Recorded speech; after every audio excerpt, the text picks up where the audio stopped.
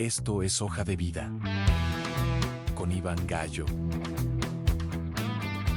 Margarita, yo estoy muy feliz y estoy nervioso y estoy dichoso porque los primeros recuerdos que yo tengo de la televisión colombiana que me tocaron a mí, pues, tuvieron que ver siempre contigo.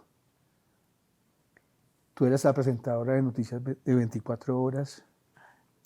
Tú fuiste reina y en ese momento, me acuerdo que en Miss Mundo, creo que fue 85, tú fuiste virreina de Miss Mundo, ¿no? No, virreina de Colombia. En Miss Mundo no me voltearon a mirar, siquiera.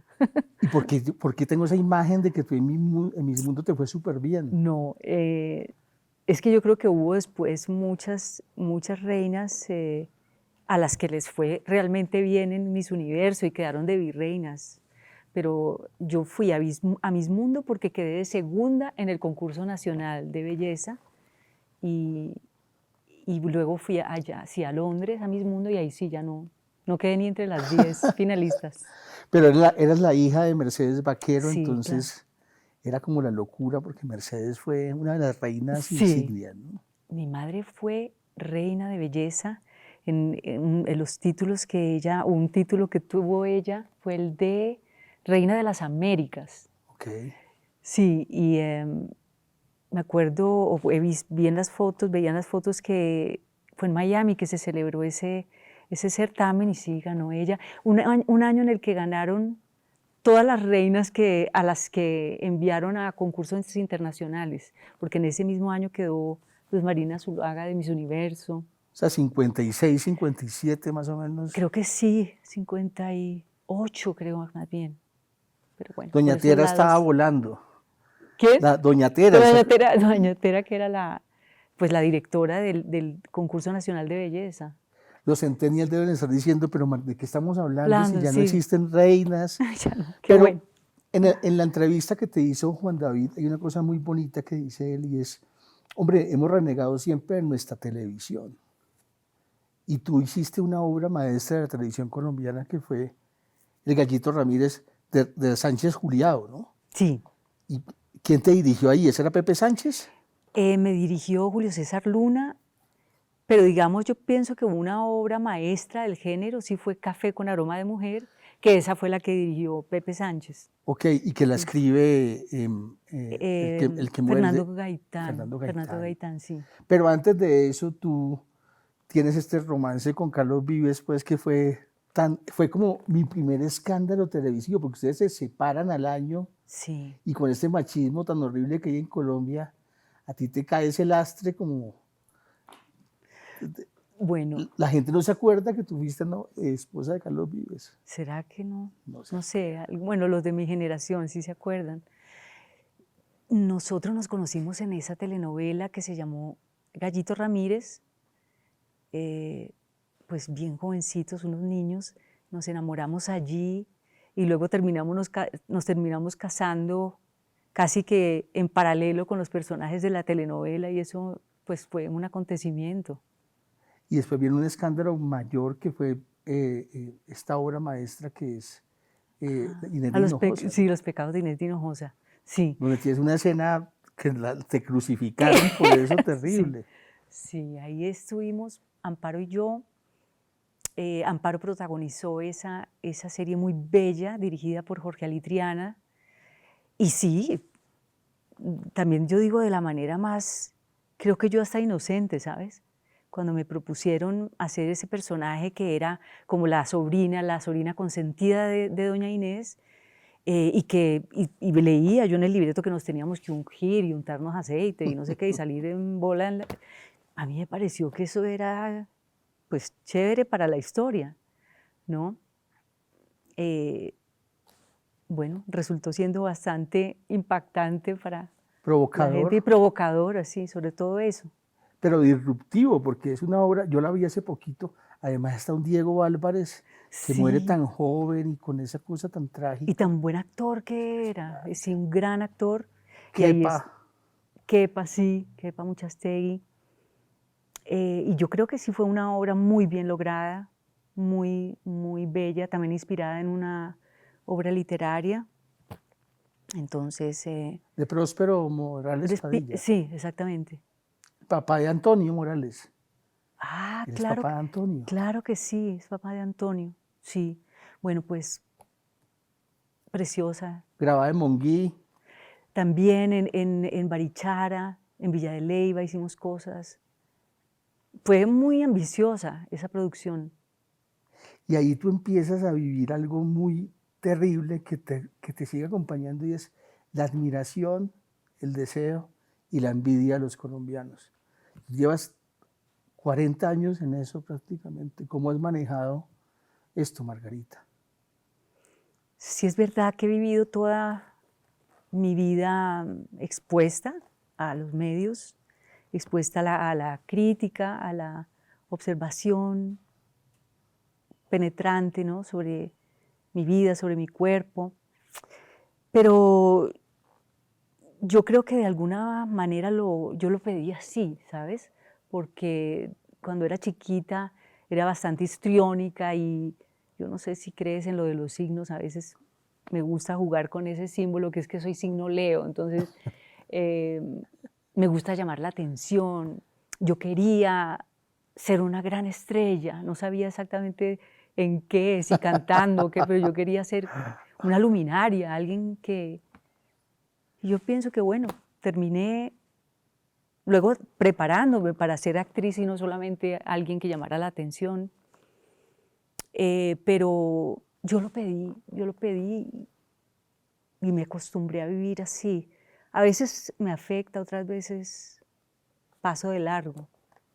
Tienes un papá maravilloso que es Gerardo, músico, actor, Sí, arquitecto, del cual ustedes están muy orgullosos. Es que sí, ustedes vivían en un constante flujo de artistas. sí. Fue una infancia Vos linda. entrevistaste a Martín también. Sí, pero a Sí. Martín hablamos de fútbol y de mamadera de gallo. Con Martín es imposible. No, es Pero posible. me hubiera gustado mucho preguntarle por Gerardo porque yo vi Quieta Margarita, me acuerdo, Sí, y él era fantástico. Y la gente de mi edad lo recuerda mucho. ¿Cómo está Gerardo? muy bien. Está bello. Bello, el mismo hombre como muy señor, ¿no? Es un señor muy bien puesto, mi padre. Y mi madre también, mi papá y mi mamá. Y ser hija de ellos para mí ha sido una gran aventura, porque son seres con una profunda alegría de vivir, que yo creo que ni siquiera los tres hijos la heredamos tan así, o sea, son unos enamorados de la vida y eso yo creo que los ha mantenido unidos. Es lo mismo que el sentido del humor, pero es gente que se ríe mucho, que canta mucho, que baila mucho, que ah, es un deleite haber compartido con ellos la vida, es seguirla compartiendo todavía porque siguen con ese mismo espíritu y yo creo que nos dejaron a los tres hijos esa gran herencia que es eh, amar la vida desaforadamente, apasionadamente. Hay un clip de Martín que me hace reír mucho, lo pongo constantemente, porque le preguntan a tu hermana Adriana que Adrián. quién es el mejor amigo de Martín. Y dice, no, pues dice, no, pues el papá. Y Porque él no le dice, queda. marica, ni el general Videla. No, pues soy Pinochet, nadie. Y por allá nombran también a un amigo de la niñez de él. Le dice, no, es que yo no Sí, ¿no? tengo amigos. Que no Pero ustedes son tiene. muy, muy, muy cerca, muy familiares. Sí, Por eso a mí me choca tanto esa leyenda negra que hizo los de Francisco, que es una mamera y es... Ustedes ¿Cuál fueron es? muy disruptivos ¿Cuál es la igual. leyenda negra? Pues que Martín es un borracho drogadicto y que pues la Mencha Sí. es los escándalos que hizo la Mencha. Y yo también drogadicta. Yo Pues también caigo ahí en completamente. ese, y comunista. Bueno, Pues, y, luego hablamos de eso. pero además tú eres un gurú del ejercicio. Tú sigues haciendo Sí, tu sí, rutina. sigo ya como señora, pues, pero ya no me puedo dar tanto palo como antes. Y yo creo que lo que hice fue castigar mi cuerpo, ya he analizado todo eso, pero ya salí de esa fase me pasó, sigo haciendo pilates, eso sí, todos los días, muy cuidadosa con lo del cuerpo, pero no con esa con esa violencia. Porque eras casi una influencer de ejercicio, recuerdo que Sí. publicabas rutinas. Permanentemente, yo quería como que me vieran, yo no sé, como una gran heroína, una berraca, pero para romperme los huesos, será, porque ahora ya estoy pagando las consecuencias de eso. O sea, te causó Sí, lesiones. sí, sí, sí, ahora Porque las sufro. si tú fuiste adicta a algo, fue al ejercicio. Sí, realmente con mucha, sí, mucho, ¿cómo se llama eso? Intensidad. Mucha intensidad, mucha intensidad. Tú viviste, a pesar de tu belleza y de que eran los de Francisco conocidos, momentos de clasismo en Cali. Tú Mm. cuentas siempre una historia de un novio que te llevó a una fiesta y te hizo sentir súper mal. Cali sigue siendo una sociedad profundamente racista y clasista, a pesar de este fenómeno que se vivió en el 2021 del estallido Sí, social. yo creo que sí lo hemos sido. No creo que eso haya cambiado. Mm, Yo voy muy pocas veces a Cali. ¿Cuándo fue la última vez? Uy, no sé, yo pienso que más de 2 años por ahí que no voy a Cali. Pero tus papás viven en Cali. No, ellos viven aquí en Bogotá. Ok. Sí, y yo no sé si eso ha cambiado, ¿sabes? Si después de estos 4 años de tanta conciencia política eso haya cambiado o haya empezado a cambiar. Yo sí creo que la sociedad colombiana, mal que bien, sí ha empezado a cambiar en ese sentido. Yo creo que yo misma soy un síntoma de que estamos cambiando. Pero sí, en Colombia, en Cali hemos sido muy racistas, muy clasistas siempre. O sea, hasta una persona como tú ha conocido el clasismo en Sí, Cali. y lo he aplicado yo misma. ¿En qué sentido? ¿Qué te digo? Lo he experimentado y me he avergonzado de eso.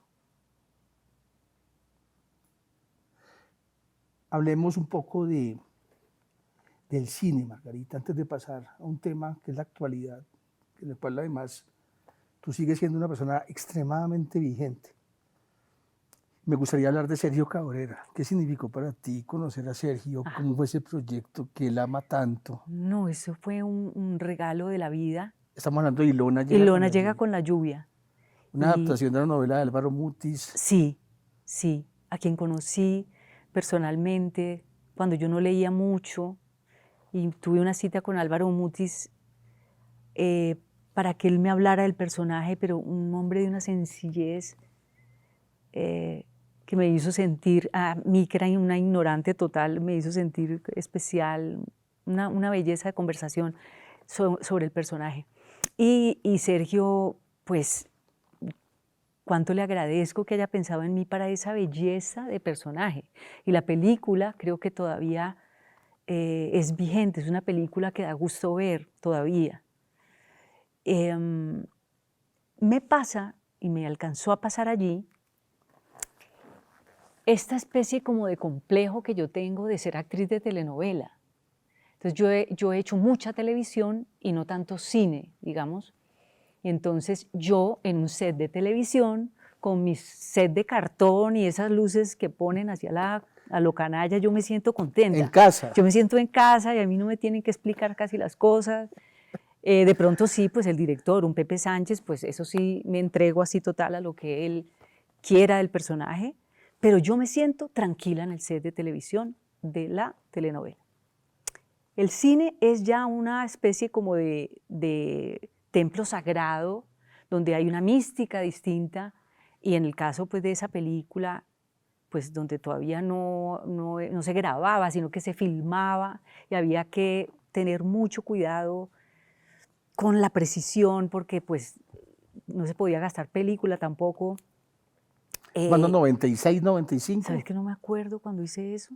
Que fue un proyecto muy pensado de Sergio, que termina en Sí. 93 la estrategia, y después se montan esto, que era un proyecto anterior, bueno, pero creo que rodaron 95. Y yo sentía verdadero terror, te digo. Cada que me tocaba hacer una escena para mí era, ay, Dios mío. Sí, un terror que no quiero volver a sentir. Yo digo, yo no tengo por qué sentir ese miedo. Y lo he alcanzado a sentir incluso ya ahora grande.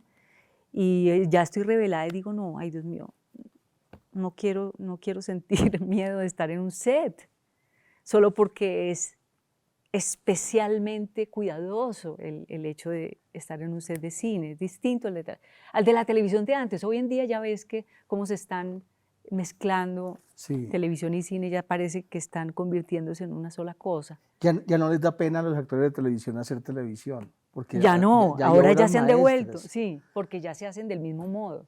Exacto. Y hay grandes directores y Sí. grandes series. Y lo de la telenovela, pues digamos, no, sigue siendo como un género muy criticado y no Sí, de pero yo mucha siento altura. que hemos sido injustos con ese periodo ochentero de novelas que eran maravillosas. Yo también, ¿sabes? Sí, yo creo que tienen que ser. Yo defiendo. ¿Y dónde las volvemos a ver?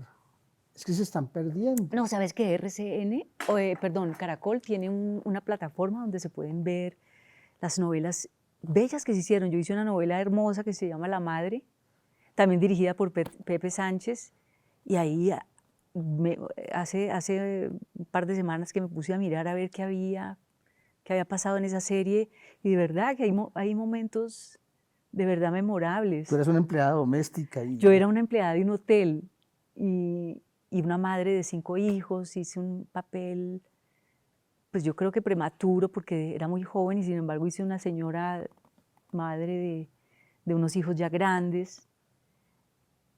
Y después haces La Caponera. Después La Caponera, que es una novela también así muy telenovela ramplona de cartón, pero yo la amo, esa telenovela.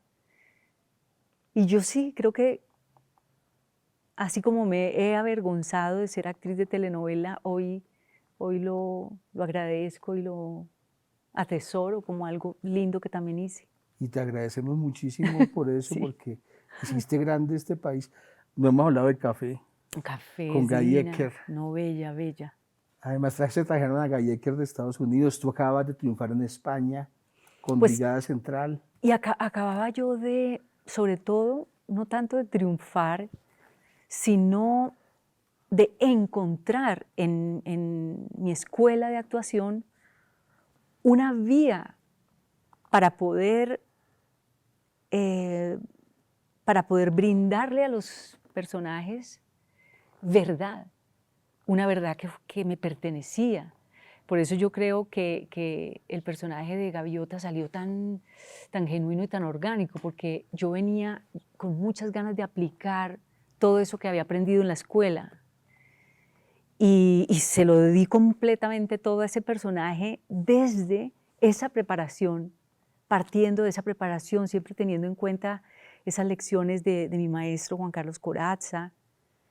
¿Es italiano? Él es argentino. Tengo que presumir aquí porque en esa época, yo soy, digamos, de la primera promoción de Juan Carlos Corazza, y ahí donde los primeros alumnos de Juan Carlos éramos como 20 y esto me recuerda mucho, estas paredes oscuras, esto me recuerda mucho el estudio donde tomábamos clase y Javier Bardem se entrenaba ahí con nosotros, sí. Y hoy en día Juan Carlos Corazza pues es el coach personal de ¿De me da Bardem? una envidia terrible, de Bardem, eso sí, van juntos por el mundo. Bueno, Bardem, Juan Carlos que es el está coach. on fire, está haciendo una adaptación de Cabo de Miedo, la película de Scorsese, ¿Ah, sí? en serie con Amy Adams. ¡Wow! Maravilloso. No, Bardem es una cosa, Y muy atractivo, ¿no? Muy es como un lindo. atractivísimo, y verlo cocinar sus personajes, porque además yo fui luego a seminarios donde él también estaba, es un actor que se mantiene con los pies muy en la tierra. Él puede ganarse un Oscar, pero inmediatamente llega otra vez al estudio, se entrena, se quita el mugre. Eso nos pasa mucho también a los actores, que cuando nos va bien nos quedamos con los mismos trucos, queriendo como rescatar los trucos que usamos en el otro personaje, aunque no son necesariamente trucos, creo que lo mal llamé, pero nos quedamos pegados de algo que nos funcionó y lo queremos volver a usar cuando se trata como de renovar, de limpiarse, de aventurarse a experimentar otras cosas. Y eso lo hace Javier Bardem permanentemente. Y no le da miedo ser político, es probable. ese Y sí. se ha ganado el odio. Está tremendo el hombre con su posición política muy radical, en el sentido de que yo no digo radical en el sentido de fanático, sino como de que es una Consecuencia. sí, que es una postura firme, que tiene además una causa y se queda ahí. Y Pase es lo que pase. superestrella. Spielberg lo pidió para la próxima película. O sea, ser Sí. consecuente en política no quiere decir que tú vas a renunciar a una carrera en el cine. ¿Te costó mucho trabajo en la televisión colombiana ser consecuente con lo que eres? No, no, fíjate que con todo y todo el activismo que hice en estos años, ya digo en pasado porque luego hablamos de que ya no quiero volver a meterme en eso, nunca tuvo consecuencias sobre mí de parte de ninguno de los canales nacionales, ni nada, de nadie. Cuando tú vas a hacer una entrevista en Caracol o en RCN, ¿qué sientes ahorita? Fui, además, en la mitad de todo la calentura política, alcancé a ir a RCN, a entrevistas, lo mismo a Caracol, y siempre yo siento mucho cariño por parte de las personas, porque es que como trabajé tantos años con uno y con otro, muchas personas siguen allí y tenemos muy buenos recuerdos de cuando trabajamos juntos, entonces no sentí nunca rechazo en ninguno de esos dos sitios. Al contrario, Al contrario, ¿no? Mucho cariño, sí. Tú estás viviendo entonces en Estados Unidos, regresaste hace poquito a Colombia. ¿Qué es lo más difícil de encontrarse un colombiano en el exterior siendo una figura tan reconocida y tan política?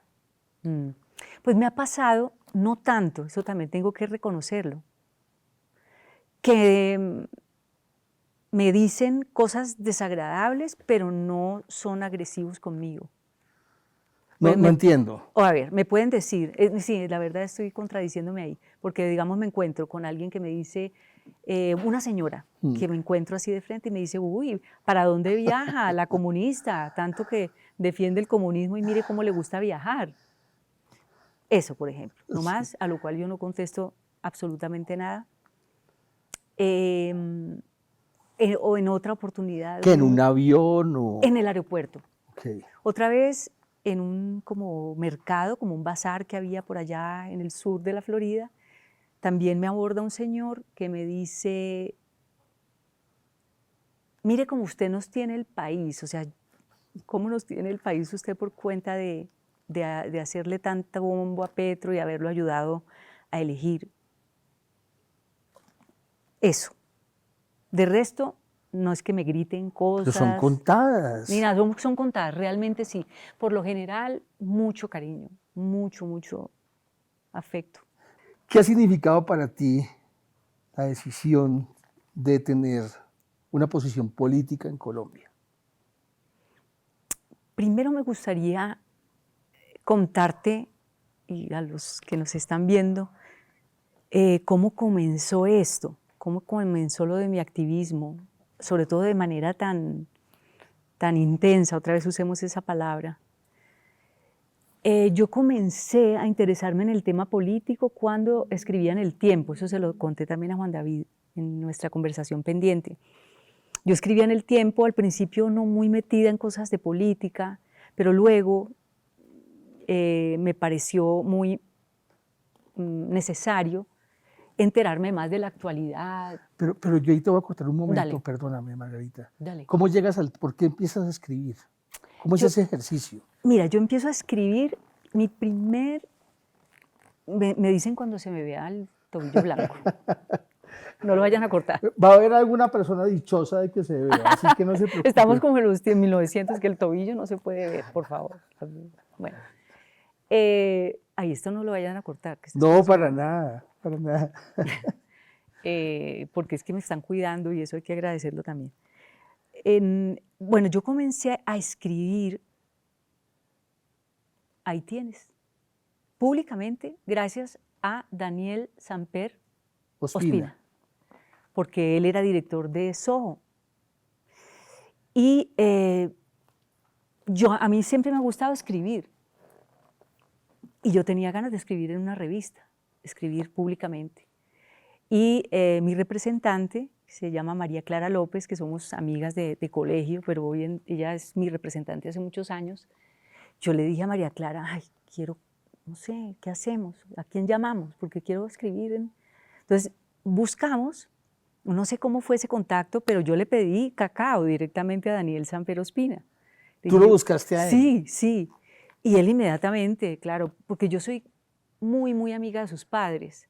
Ellos me acogieron en su casa mucho tiempo cuando yo estudié actuación en España. Yo me mantenía en la casa de ellos, incluso viví con ellos. Entonces tenemos una amistad muy bella y muy antigua. Así que yo soy como media hermana casi de Daniel Samper Ospina. Entonces él me da esa paloma y yo empiezo a escribir una columna pequeña, pero luego la columna empieza como a tener cierta fuerza y él me dice, ¿sabe qué? La voy a graduar, le voy a dar una página completa. Y yo, ay, bueno, buenísimo. Y entonces, yo escribía de todo, incluso un día critiqué la misma revista y el man no tuvo ningún problema, yo seguí allí. Y luego, que ya tenía como la mano más suelta, le vuelvo a decir a María Clara, yo quiero escribir en la prensa, pero en prensa dura, pues en la prensa... Y meterme con actualidad. Sí, pero todavía no con la actualidad, pero quiero tener una esquina en, yo no sé, en El Espectador, Para tener rigurosidad en y El Tiempo, el algo rigor así. de escribir semanal.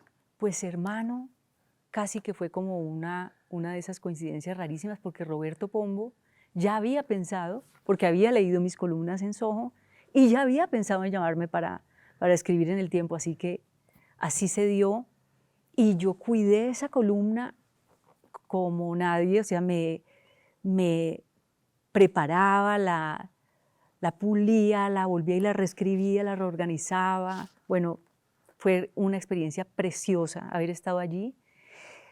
Mis padrinos, columnistas del Tiempo, los que iban a estar conmigo allí, eran Juan Esteban Constaín y Ricardo Silva. Lo mejor de la literatura Lo mejor, contemporánea. y ellos fueron como mis, yo les digo así, sí, mis padrinos, porque al principio yo les mandé copia de algunas columnas y ellos me aconsejaron con cuál comenzar y me celebraron lo que escribía y ya yo empecé a ir sola entonces. Y por estar rodeada de ellos y de otros columnistas muy buenos, dije, pues yo pienso que aquí ya hay que leer más, hay que enterarse un poco más, porque sí, todavía vivía yo muy en la nebulosa. No reconocía mucho el país en el que vivía y entonces ahí ya empiezo a ver, no solamente a leer El Tiempo, a leer otras cosas, a enterarme de que Petro existía, a leer columnas, y siempre la nombro a ella, a Sara Tufano, Magnífica. porque ella escribía columnas en El Tiempo sobre Gustavo Petro y a mí me encantaba la pulcritud de esa mujer y la claridad para escribir. Y ella defendía mucho las ideas de Petro y lo defendía a él como debatiente, pues como un hombre contestatario, propositivo. Entonces yo empiezo a fijarme mucho en ella y luego en Gustavo Petro. Luego yo a leer ya, por ejemplo, o a fijarme en investigadores como Gonzalo Guillén, como Julián Martínez. Y entonces a enterarme un poco más de por dónde iban los tiros. Luis Carlos Sarmiento acababa de comprar El Tiempo, entonces yo por las cosas que leía, de pronto digo, Dios mío, me conflictúa estar escribiendo acá y no poder tocar ese tema, por ejemplo, el tema de Luis Carlos Sarmiento, porque la parte que a mí, digamos, me impactaba era que él en una entrevista hubiera dicho de la manera más tranquila que él se sentaba a redactar las leyes con los congresistas. Pero entonces yo decía, ¿cómo alguien puede decir eso con esa crema, o sea, con esa tranquilidad? Y nadie habla de esto. ¿Por qué los columnistas no tocan ese sello? Pues no lo pueden tocar, pues porque es que es En el tiempo al menos no lo el podían. dueño. Entonces, yo venía como con miedo, Contigo misma. conmigo misma, como diciendo, no está bien. No está bien, porque a mí pues no es que me pagaran mucho, pues una columna Que sí, costaba 500.000 pesos. son 2 millones al mes. Pero bueno, entonces Sí. me están pagando y digo, pero uy, ¿y cómo así? No sé.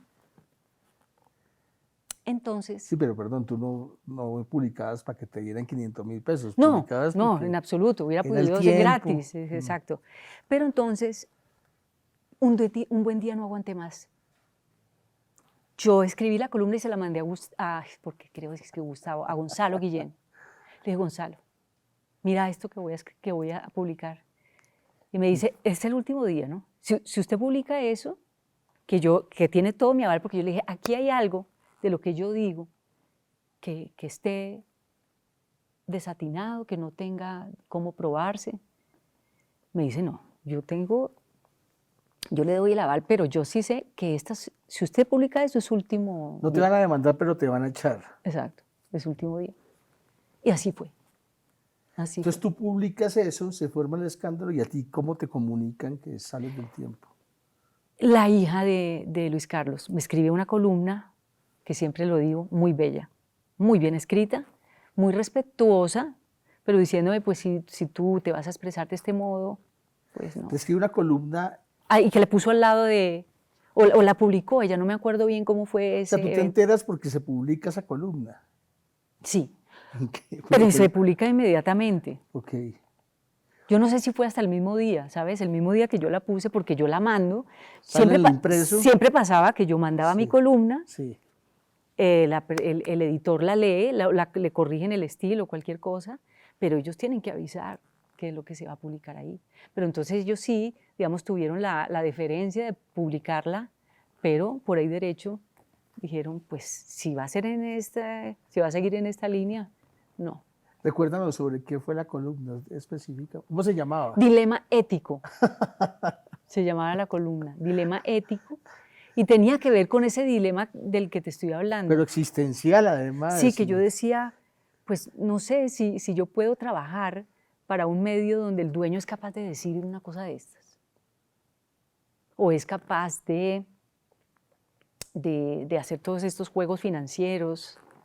No, yo no me acuerdo muy bien qué fue lo que dije ahorita, mejor no, para no meter la pata. Pero hay una cosa Pero se llama Dilema ético por si la quieren buscar. Es un clásico y tú fuiste aplaudida por un sector al que pertenezco de la izquierda colombiana, Sí. que nos las damos de intelectuales, tal. Y tenemos ese cliché machista de señalar a las mujeres que son lindas, hacen ejercicio y son actrices de telenovela. Claro. Y dijimos, mira, Margarita Rosa es tremenda pluma y es valiente.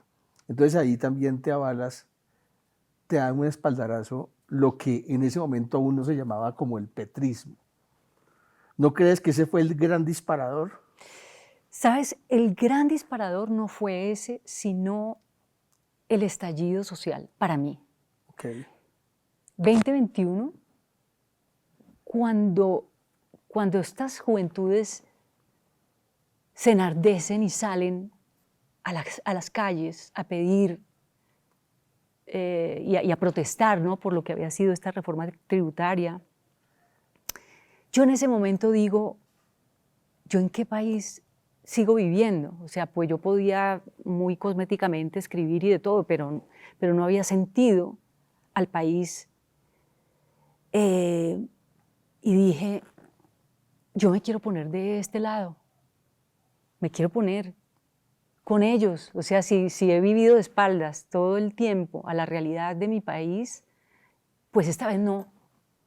Y quiero, pues la voz que tengo, si para algo sirve, pues va a ser para apoyar a esta gente, para apoyar a un sector de la sociedad colombiana completamente olvidado,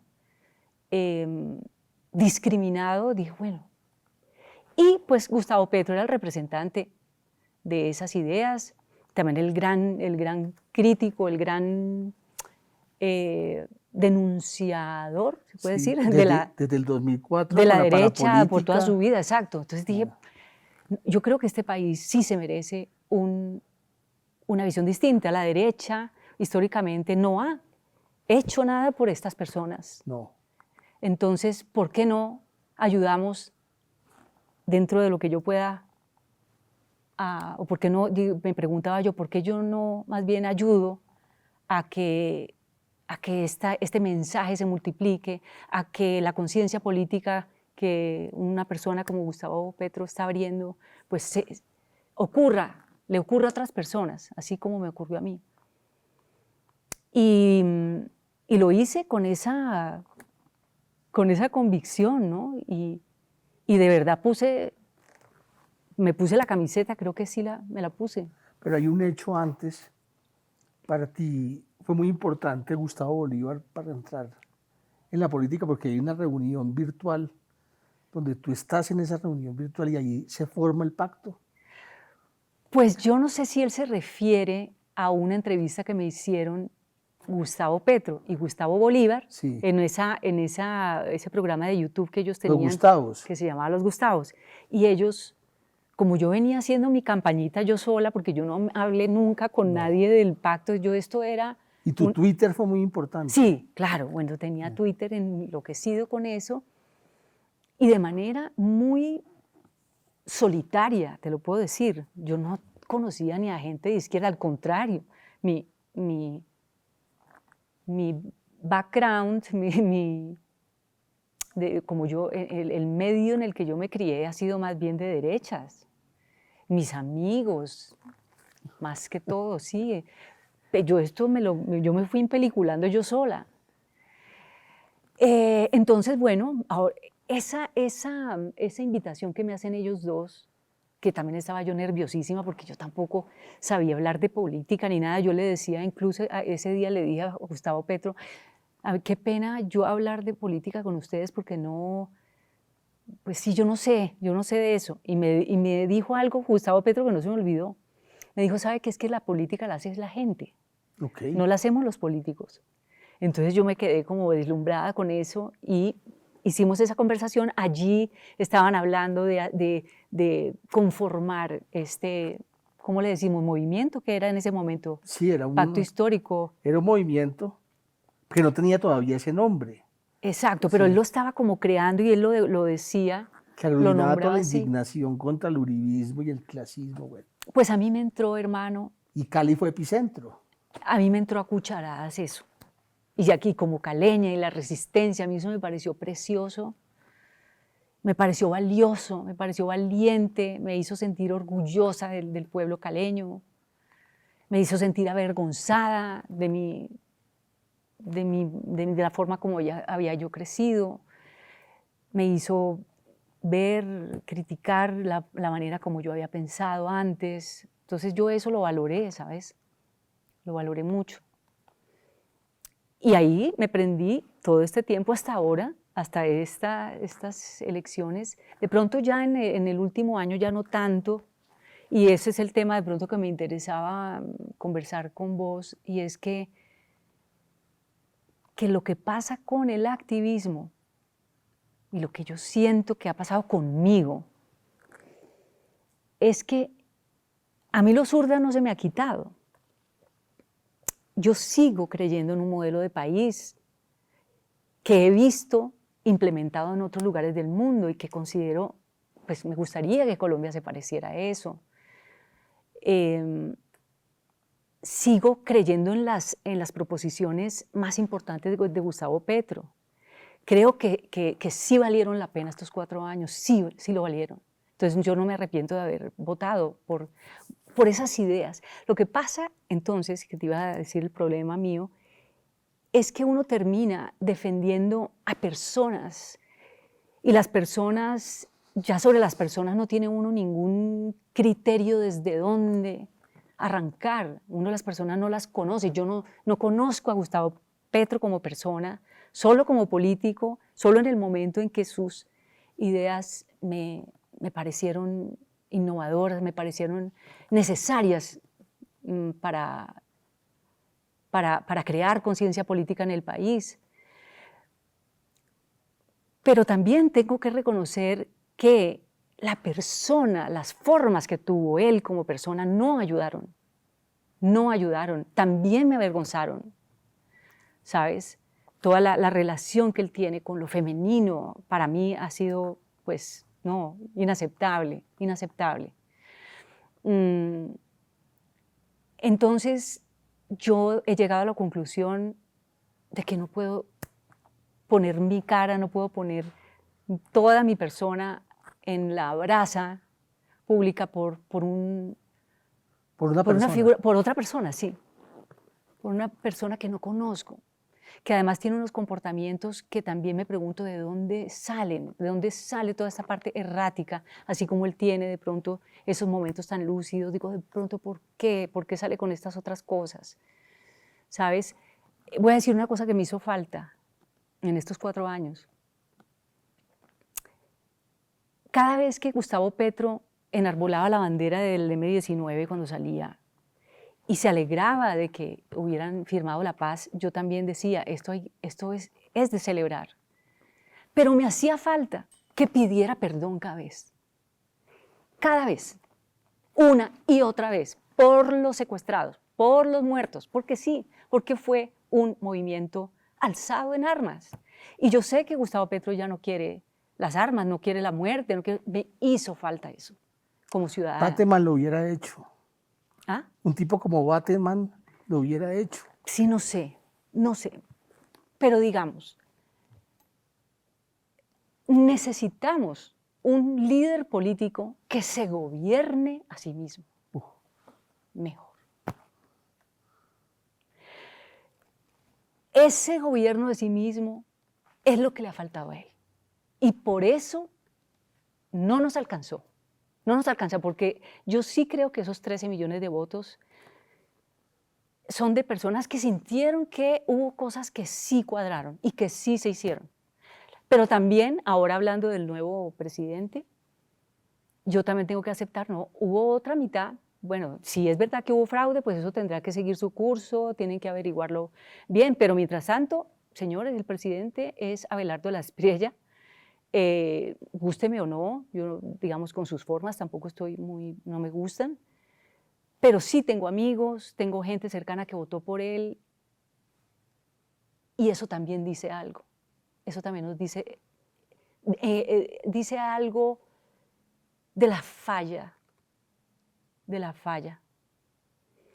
Mira, que un tipo como él haya ganado. ¿Ah? Que un tipo como él haya ganado, sí, dice algo de... Dice algo, sí, de la sociedad. Hubo gente cercana a mí que ha estudiado, que no son ningunos analfabetas, sí. Y le copiaron, como dicen en tu programa, a este hombre, y eso también lo tengo que aceptar serenamente. Reconozco que al principio no, o sea, me dolió muchísimo, pero yo creo que ahora ya han pasado días y hay que aceptar que eso es así. Este fue el presidente que se eligió y hacerlo lo que mejor se pueda. Yo no quiero ponerme más a formar parte de los insultos al nuevo presidente, no sé si los merece o no, pero no me quiero meter más en ese tráfico de insultos, de agresiones que van de allá para acá. Y de allá. Yo digo, bueno, eso ya no es el asunto mío, trataré, yo no sé, de ver cómo puedo colaborar como ciudadana de otros modos, pero no poner más mi carne toda en el asador por una persona. Y menos desafiar ahora un poder como el que ya se va a subir. Y sobre todo cuando la persona que gobernó dejó tantos vacíos sí. morales. Esto de Guriana Guerrero ha sido... Imagínate, para despedir el gobierno. No puede ser, no puede ser. Y ahí vuelvo, gobierno de sí mismo. Mira, el ideal mío de presidenta, es la Claudia Sheinbaum, por ejemplo. Tú ves esa mujer no es sin arrodillarse, es una mujer firme. Hay que ver que a veces habla demasiado lento, a mí me encanta eso. Habla lento, está siempre muy bien puesta, es puntual, collected, como dicen los gringos, está tenida, ¿cómo se dice? Templada. Firme. Firme, o sea, las emociones.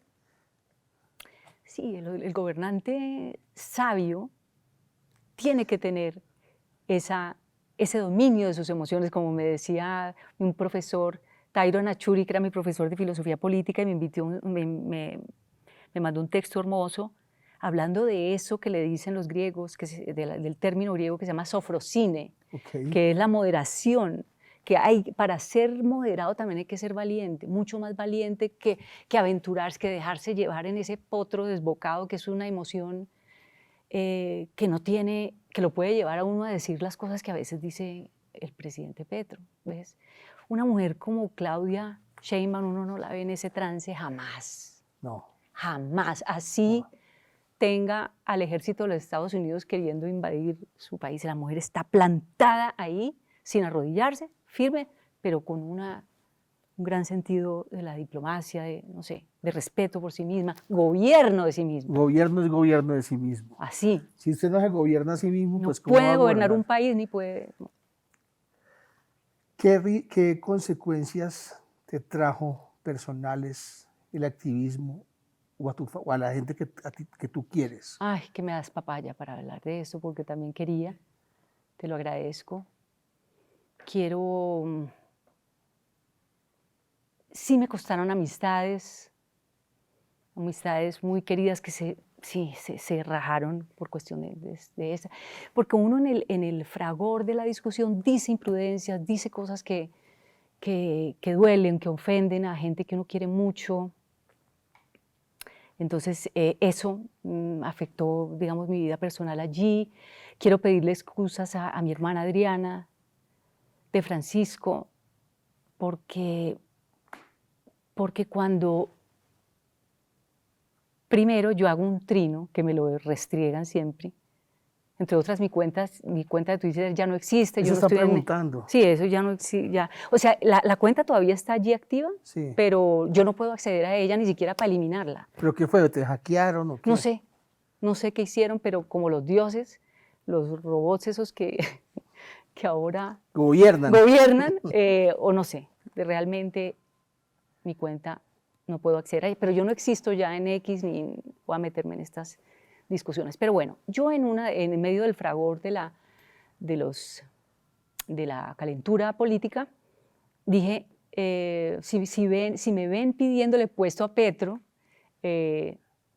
denúncienme, ¿no? Yo puse ese trino. Entonces, bueno, pasa el tiempo. Yo nunca pensé que Petro iba a ganar la presidencia. Yo pienso que me permití también decir eso porque dije, este señor no va a ganar nunca, esa chance no hay. Y gana. Entonces, bueno, la maravilla. Sí. Dije, va a ser posible, sí, un cambio. Entonces, un cambio sobre todo en la conciencia, que yo creo que eso sí se dio. Bueno, pasan los meses y Álvaro Leiva, otra joya de la corona, me llama y me dice, el presidente Petro quiere que usted sea cónsul en Miami. Entonces yo dije, yo no tengo talento ni para ser senadora, que ya me lo habían pedido, ni para ser cónsul. A mí no me gustan los cargos de oficina, ni los cargos burocráticos, nada de eso.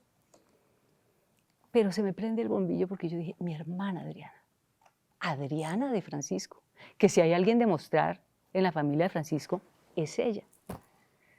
Primero porque había trabajado ya en el consulado de Toronto, había hecho una labor administrativa allí brillante, porque la mujer, ante todo, tiene una vocación de servicio que no tenemos ni Martín ni yo, ni nadie en la familia. Es una mujer que nació para servir porque le gusta. Entonces ya no le importa si son de derecha, si son de izquierda, de donde sea. Ella es una mujer que siente placer ayudando personas. Fuera de eso, bueno, es filósofa también, pero muy como con énfasis en psicología. Entonces es una mujer profunda, una mujer con don de gentes. Entonces dije, esta mujer tiene que estar en ese cargo. No, esa mujer va a brillar allí. Y esa fue la emoción que me dio y le dije, Adriana, hermana, te voy a proponer porque vos sos la mujer para esto. Bueno, ella, su hoja de vida impecable como es, la aceptan allí y hace un trabajo hermoso en el consulado, pero también la sacan porque dicen que le quitó el puesto a otros, que no reunía, o sea, las condiciones las reunía, pero que le había quitado el puesto, yo no sé, a otras. Y sin embargo, cuando la despidieron todavía se necesitaba personal allí. Ella, pues hay funcionarios ahí en el consulado que siguen operando desde hace muchos años en el consulado. Espero que también este gobierno se fije, porque hay personas que llevan años allí y personas con malas prácticas. Pero bueno, Adriana hizo su trabajo, pero recibió un palo, Iván, que no se merece esa mujer. No se merece esa mujer tan íntegra como es Adriana, que es con la plata. Hay que ver porque todo lo de ella es así como al centavo. Una mujer de una honestidad a toda prueba. Entonces digo, Dios mío, si hay alguien que no se merece toda esta mierda que me han tirado es Adriana, que de paso también ella recibía, ¿ves? Cuando ella no es una persona pública, no le importaba tener un cargo en el gobierno. Entonces yo quiero asumir esa culpa, esa responsabilidad toda, porque yo le dije a él, yo la convencí. O sea, le hice un trabajo a Adrián, la convencí para que aceptara. ¿Te sientes responsable? Sí, me siento responsable de la consecuencia que ha tenido también para ella haber aceptado eso. Sí, porque ya eso tiene como un, ¿cómo le dirán a eso? El viento de cola, lo que viene luego, es igual de dañino para ella también.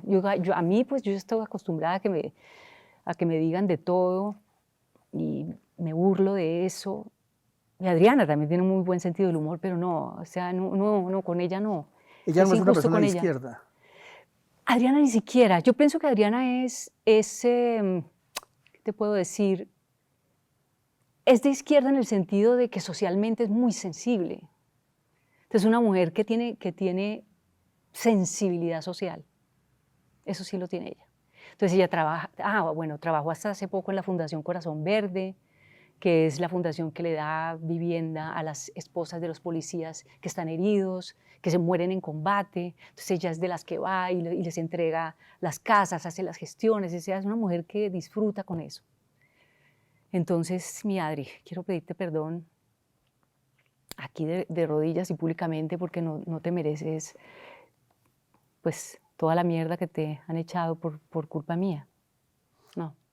¿Te da miedo que una posición como la que estás asumiendo pueda traer alguna consecuencia por parte del petrismo? O sea, de que, por ejemplo, salirse del petrismo, no es salirse del petrismo, pero No. uno hacer este tipo de reflexión como acabas de hacer, la gente es muy inconsciente y es fanática.